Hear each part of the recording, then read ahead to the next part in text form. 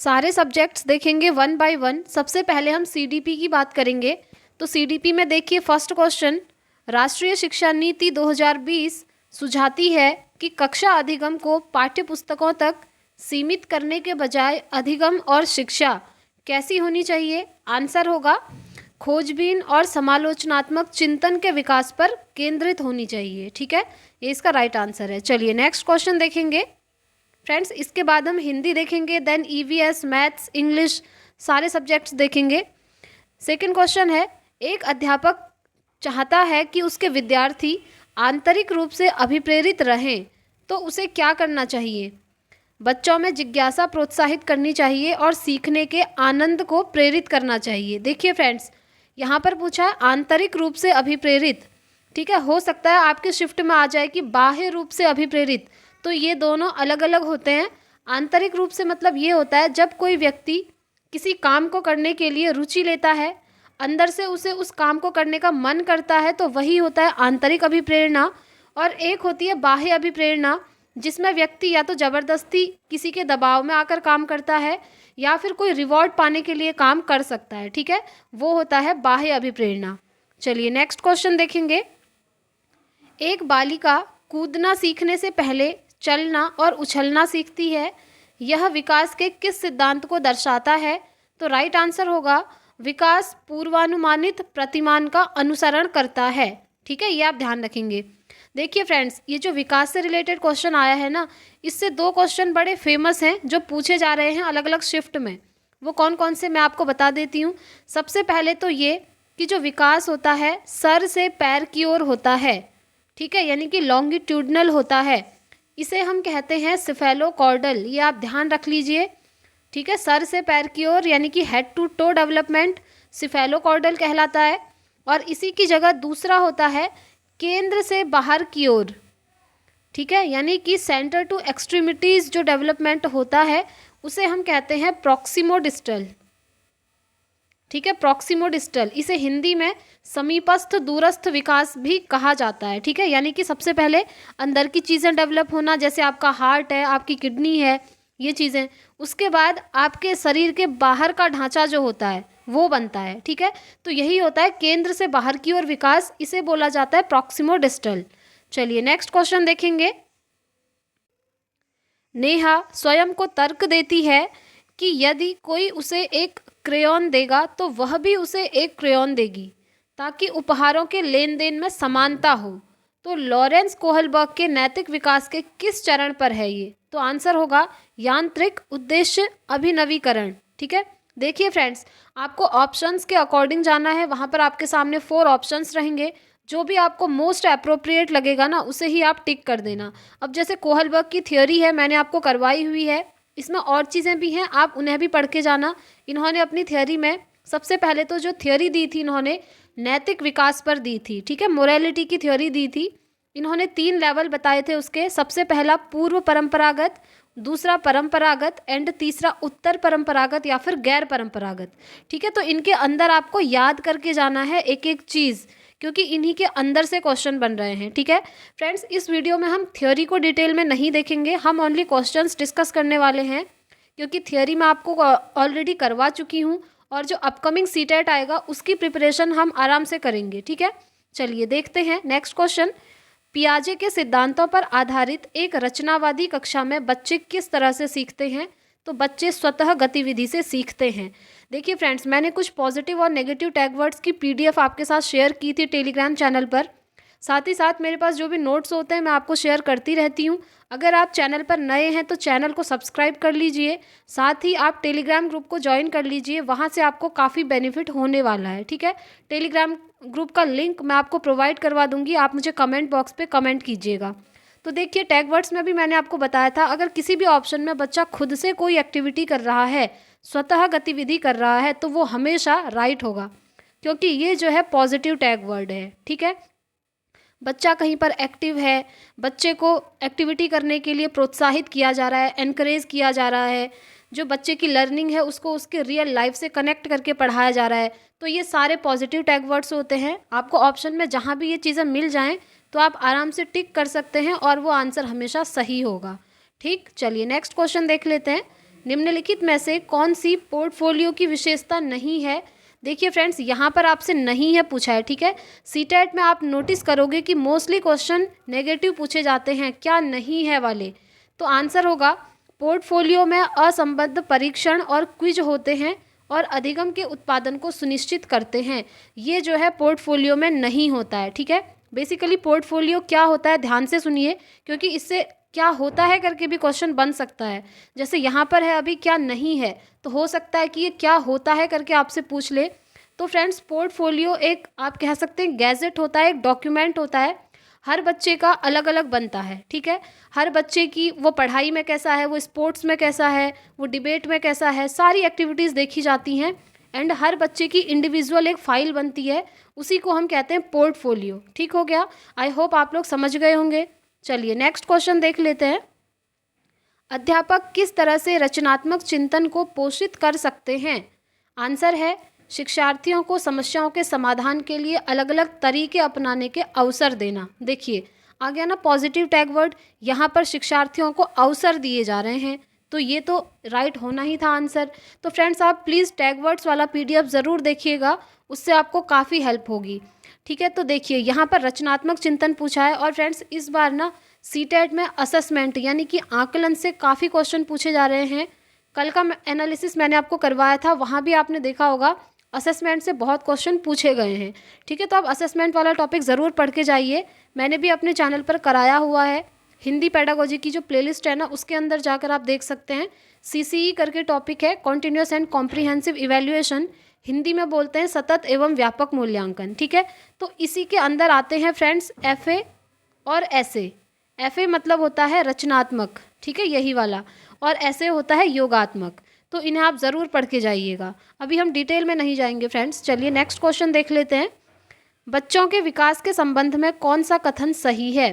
तो आंसर है बच्चों का विकास उनके सामाजिक संदर्भ से प्रभावित होता है। देखिए एक और पॉजिटिव टैग वर्ड मिल गया, सामाजिक संदर्भ।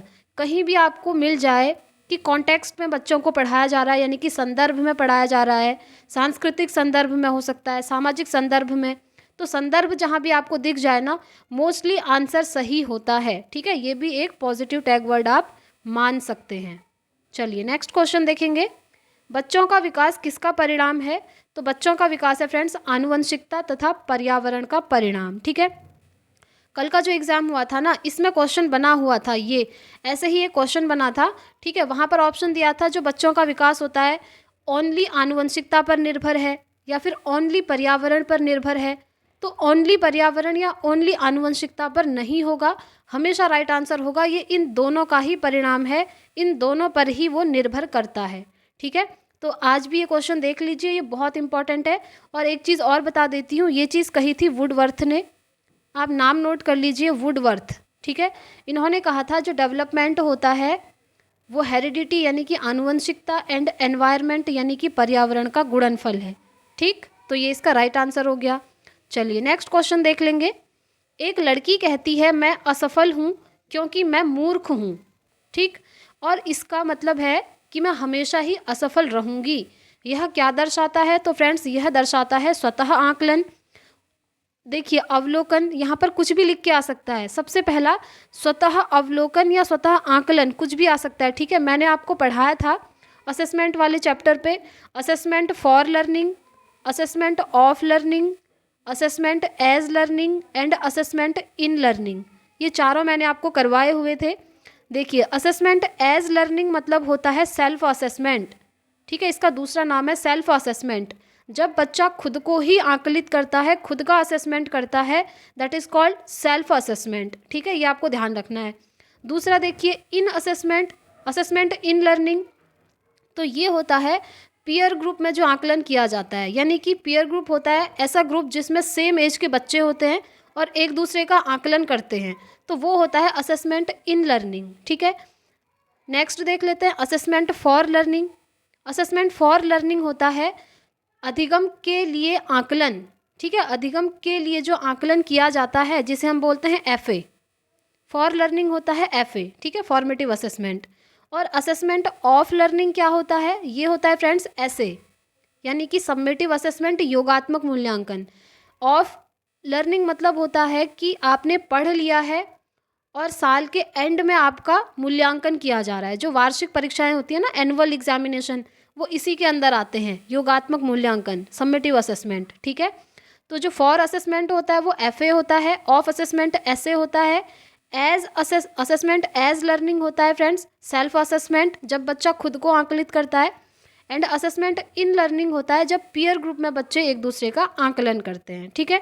आई होप आपको ये टॉपिक अब क्लियर हो गया होगा। तो इसका राइट आंसर हो जाएगा स्वतः आंकलन या फिर स्वतः अवलोकन, ठीक है। चलिए नेक्स्ट क्वेश्चन देखेंगे। लॉरेंस कोहलबर्ग के अनुसार नैतिक विकास से कौन से स्तर पर बच्चा अच्छा लड़का अच्छी लड़की अभिविन्यास प्रदर्शित करता है?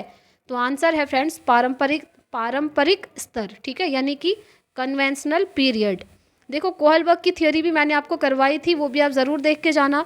अभी आपसे क्वेश्चन पूछ लिया कन्वेंशनल पीरियड से, हो सकता है पोस्ट कन्वेंशनल से पूछ ले, हो सकता है प्री कन्वेंशनल से पूछ ले, है ना। कल का जो एग्ज़ाम हुआ था वहाँ पर प्री कन्वेंशनल से लॉरेंस कोहलबर्ग का एक क्वेश्चन आया हुआ था, ठीक है। प्री कन्वेंशनल से कुछ सजा और आज्ञाकारिता वाला क्वेश्चन था, तो आप लोग ध्यान रखिए। इसका आंसर है पारंपरिक स्तर। चलिए नेक्स्ट क्वेश्चन है, प्रगतिशील शिक्षा में निम्न में से कौन सा कथन सही है?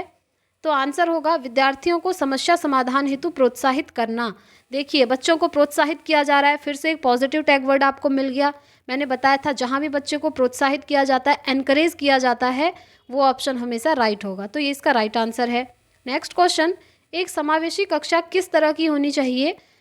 तो आंसर है जिसमें सभी बच्चों को एक साथ मिलकर पढ़ाया जाए, ठीक है। समावेशी कक्षा का मतलब ही ये होता है इंक्लूसिव क्लासरूम, जिसमें हर तरह के बच्चे पढ़ सकें। चलिए नेक्स्ट क्वेश्चन देखेंगे, बच्चों द्वारा की गई त्रुटियां क्या दर्शाती हैं? आंसर होगा बच्चों की चिंतन प्रक्रिया जो वयस्कों से गुणात्मक रूप से अलग है, ठीक है। ये जो त्रुटियां होती है ना, इनको आपने नेगेटिव नहीं मानना है, ये आप ध्यान रखिए।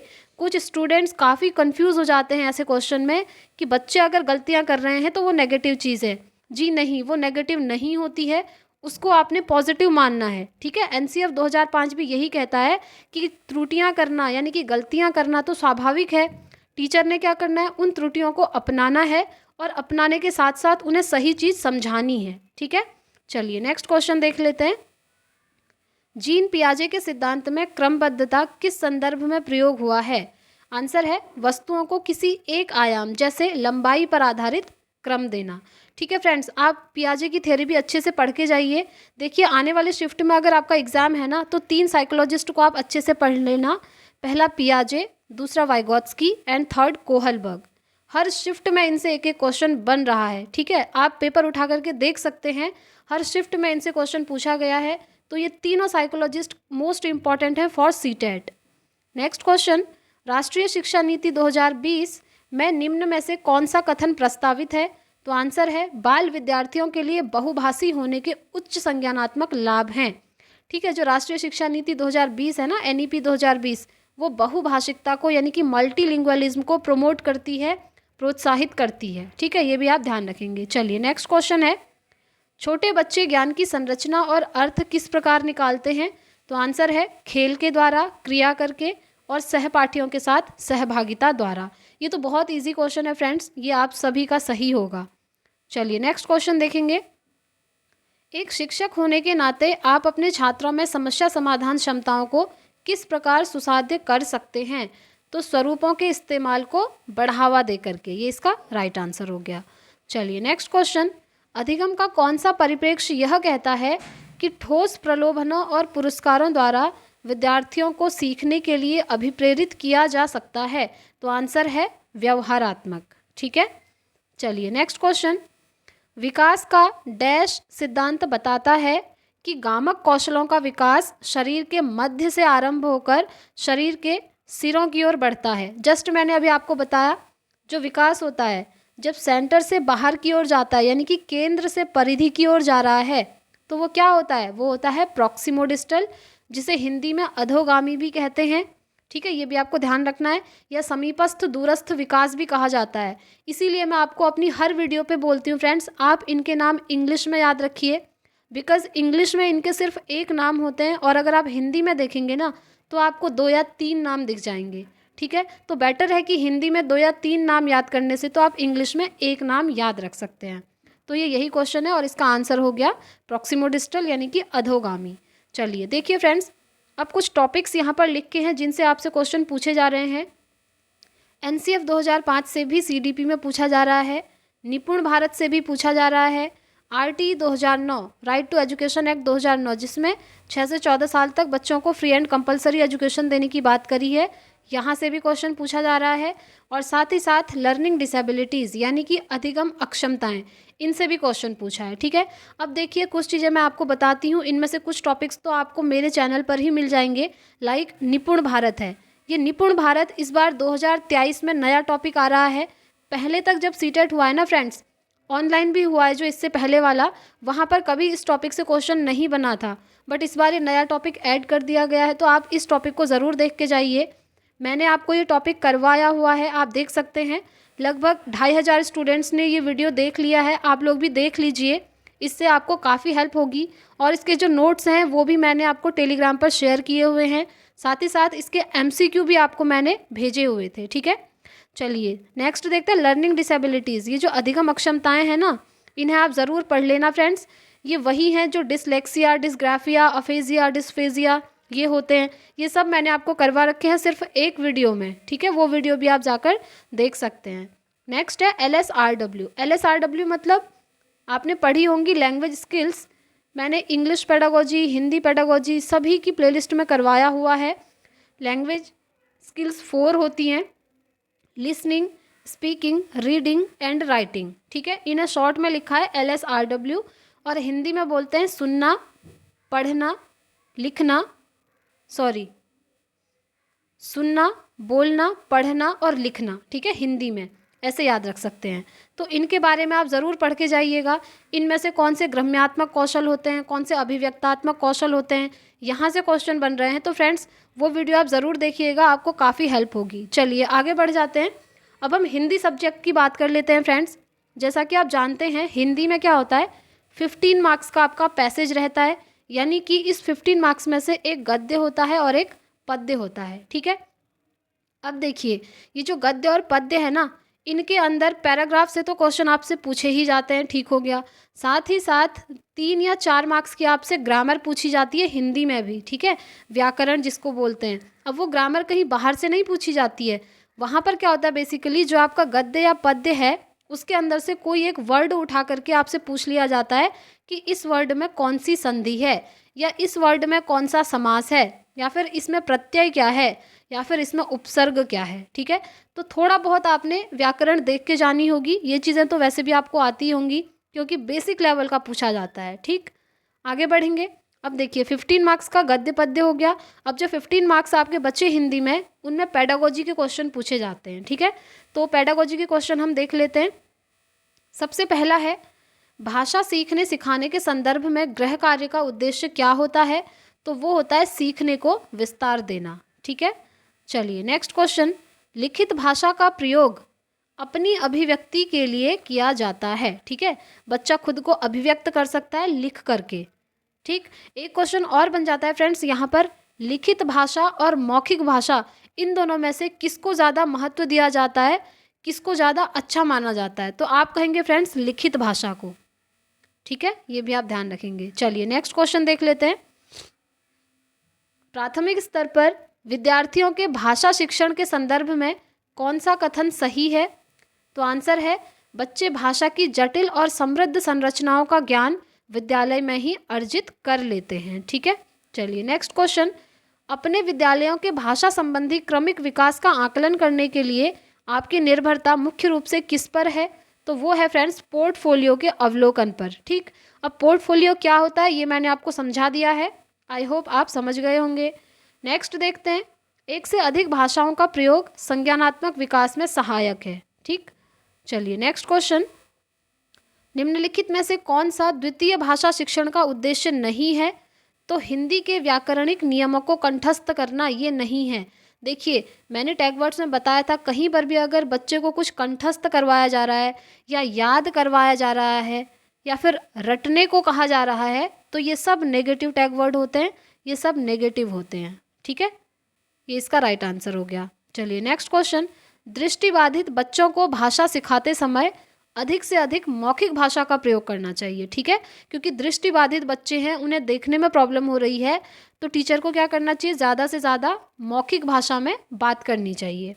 चलिए नेक्स्ट क्वेश्चन, पाठ्यपुस्तक की भाषा बच्चों के घर व समुदाय की भाषा से मिलती जुलती होनी चाहिए। देखिए, इसका कहने का मतलब डायरेक्ट ये है कि जो पाठ्यपुस्तक की लैंग्वेज है वो बच्चों के निजी जीवन से, यानी कि उनसे जीवन से संबंधित होनी चाहिए। और मैंने आपको टैग वर्ड्स में बताया था कि कहीं पर भी बच्चों के जीवन से जुड़ी हुई चीज़ें हैं तो वो हमेशा पॉजिटिव होता है।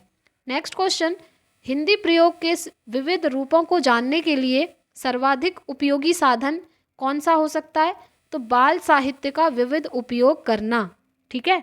ये बाल साहित्य वही है जो आपने बचपन में पढ़े होंगे, चंपक हो गया, चाचा चौधरी हो गया, है ना, नाम भी सुने होंगे आपने, तो ये इसका राइट आंसर है।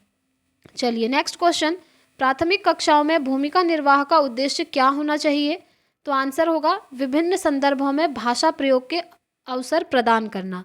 इसमें तो सारे पॉजिटिव टैग वर्ड मिल गए, देखो विभिन्न संदर्भों में और अवसर दे रहे हैं बच्चों को, है ना, तो ये इसका राइट आंसर हो गया। चलिए नेक्स्ट क्वेश्चन, बच्चों में भाषा सीखने की क्षमता जन्मजात होती है, ठीक है, ये आप ध्यान रखेंगे।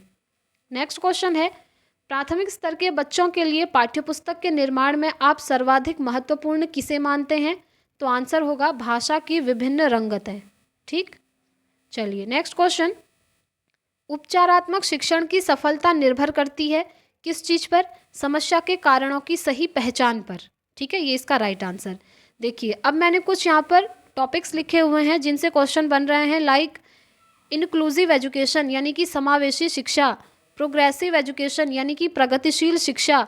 ये प्रगतिशील शिक्षा वही है जिसकी बात करते हैं जॉन डीवी, ठीक है, फादर ऑफ प्रोग्रेसिव एजुकेशन भी जॉन डीवी को कहा जाता है। नेक्स्ट है भाषाई कौशल, ये वही है सुनना, बोलना, पढ़ना, लिखना, ठीक है, इन्हें आप अच्छे से पढ़ लीजिएगा। मैंने सब कुछ अपने हिंदी पेडागोजी की प्लेलिस्ट में करवाया हुआ है फ्रेंड्स, आप उन वीडियो को देख सकते हैं। चलिए नेक्स्ट हम बात कर लेते हैं ईवीएस की। ईवीएस में आपसे कैसे क्वेश्चन पूछे जा रहे हैं। सबसे पहला है, कुडुक कहाँ के लोगों की बोलचाल की भाषा है, तो कुडुक लैंग्वेज है फ्रेंड्स झारखंड की, ठीक है। चलिए नेक्स्ट क्वेश्चन देखते हैं, वेलक्रो से रिलेटेड है। वेलक्रो का उपयोग बहुत सी चीज़ों को एक दूसरे के साथ चिपकाने के लिए किया जाता है।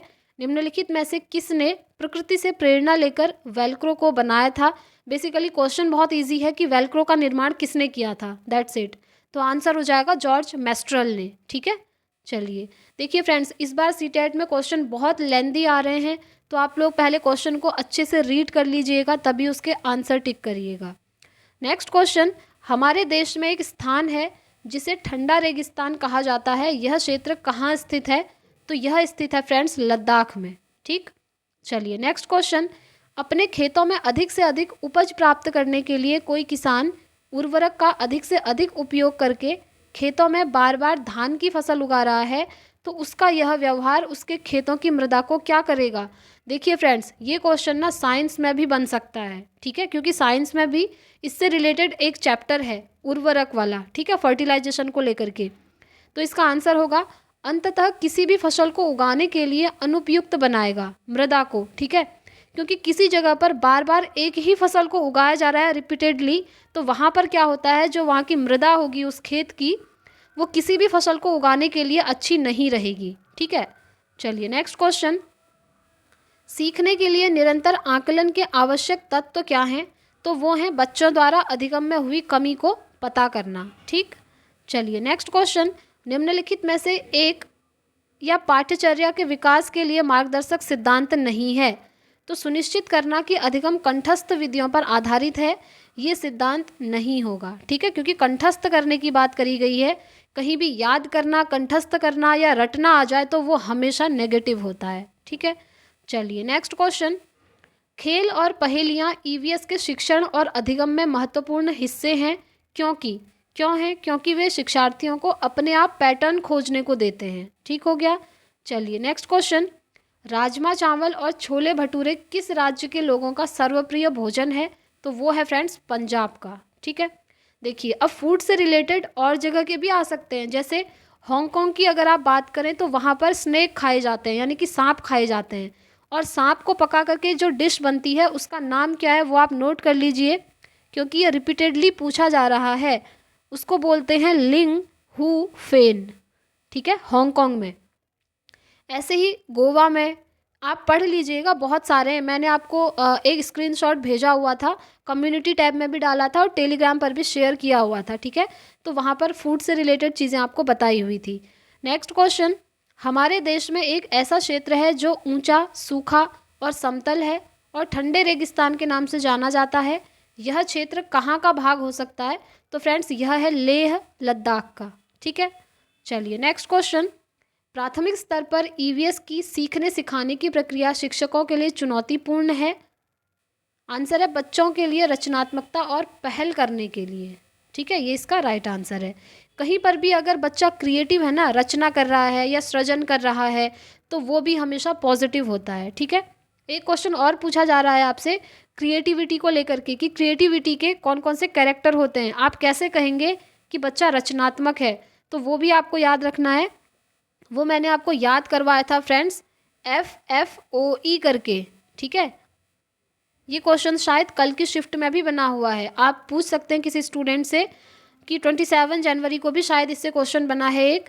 तो आप ध्यान रखेंगे, अगर कोई बच्चा क्रिएटिव है तो उसके अंदर ये 4 गुण ज़रूर होंगे।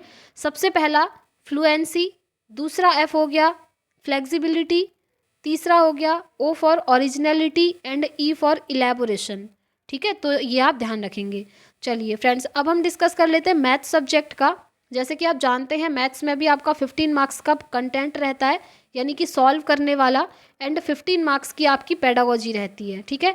तो कंटेंट में आपसे कैसे क्वेश्चन पूछे जा रहे हैं, देखिए, नंबर सिस्टम से रिलेटेड क्वेश्चन, फ्रैक्शन से रिलेटेड, LCM HCF हो गया, स्क्वायर हो गया, इनसे क्वेश्चन पूछे जा रहे हैं, ठीक। अब बात करते हैं कि मैथ्स की पेडागोजी में कैसे क्वेश्चन पूछे जा रहे हैं। तो उसमें NCF 2005 से क्वेश्चन, निपुण भारत से क्वेश्चन, एल्गोरिज्म। अब आप कहेंगे ये एल्गोरिज्म तो मैथ्स के कंटेंट में आता है, सॉल्व करने वाले में, है ना, बट नहीं, यहाँ पर पेडागोजी में भी इससे क्वेश्चन बनते हैं।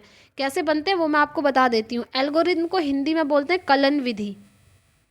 क्या बोलते हैं? कलन विधि, ठीक है। तो कलन विधि मैथ्स की पेडागोजी में आती है। कलन विधि में ये होता है कि किसी चीज़ को सॉल्व करने का जब सिर्फ एक ही तरीका हम यूज़ कर रहे हैं, दैट इज़ कॉल्ड कलन विधि। और एक चीज़ और याद रखेंगे आप, ये कलन विधि जो है अच्छी नहीं मानी जाती है, ठीक है, ये भी आप ध्यान रखेंगे। चलिए नेक्स्ट है जोड़ का क्रम विनिमयी गुण। ये भी आपने पढ़ा होगा, ये भी मैथ्स की पेडागोजी में पूछा जाता है, ठीक है, जोड़ का क्रम विनिमयी गुण।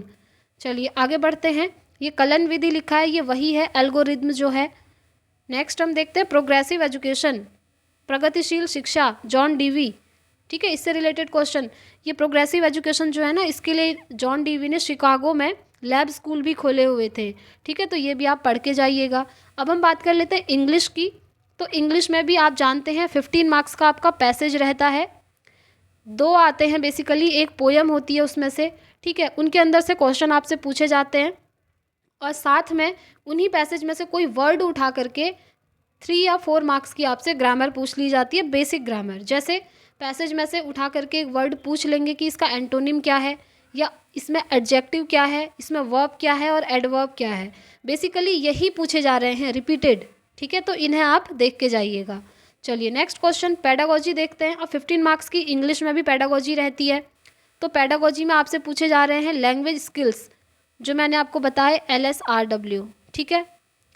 एक है डायरेक्ट मेथड। ये सारी मेथड्स मैंने आपको इंग्लिश पेडागोजी की जब पूरी सीरीज़ करवाई थी ना, उस प्लेलिस्ट में सारी मेथड करवाई थी 1 by 1। वहाँ भी मैंने आपको बोला था इन मेथड्स को अच्छे से समझ के जाइए, रटना नहीं है।